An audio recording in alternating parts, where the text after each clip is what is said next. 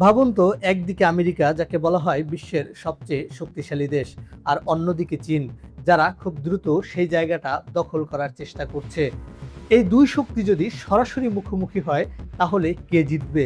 আজকের ভিডিওতে আমরা খুব সহজভাবে বুঝবো চীন আর আমেরিকার এই লড়াইটা আসলে কোথায় দাঁড়িয়ে আছে, আর ভবিষ্যতে কোন দেশ এগিয়ে যেতে পারে। প্রথমে আসি অর্থনীতির কথায়।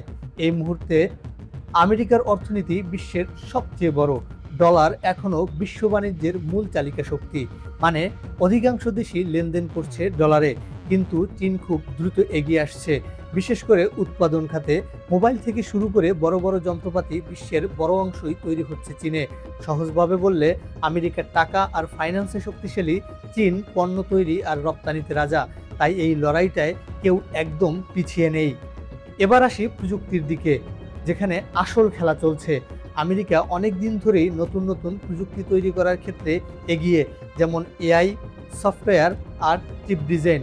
অন্যদিকে চীন খুব দ্রুত সেই প্রযুক্তিকে ব্যবহার করে বড় স্কেলে ছড়িয়ে দিচ্ছে। তারা নিজেরাও এখন এআই আর 5Gতে অনেক এগিয়ে গেছে।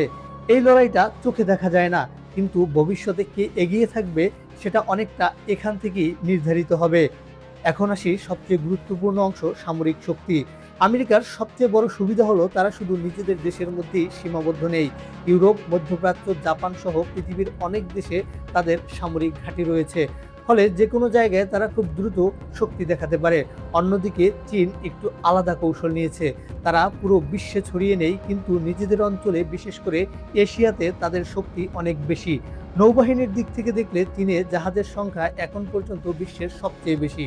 তবে আমেরিকার প্রযুক্তি আর অভিজ্ঞতা এখনো এগিয়ে। আরেকটা গুরুত্বপূর্ণ বিষয় হচ্ছে মিসাইল। চীন এমন অনেক শক্তিশালী দূরপাল্লার মিসাইল তৈরি করেছে যা শত্রুর বড় বড় জাহাজ বা ঘাঁটিকে লক্ষ্য করতে পারে। তাই যদি কখনো সংঘর্ষ হয়, আমেরিকা বিশ্বজুড়ে শক্তিশালী, আর চীন নিজের এলাকায় খুব কঠিন প্রতিপক্ষ। এখন প্রশ্ন হলো, কে বিশ্বকে বেশি প্রভাবিত করছে? আমেরিকার আছে শক্তিশালী মিত্র দেশ, যেমন ইউরোপের অনেক দেশ, জাপান, দক্ষিণ কোরিয়া, তারা একসাথে কাজ করে।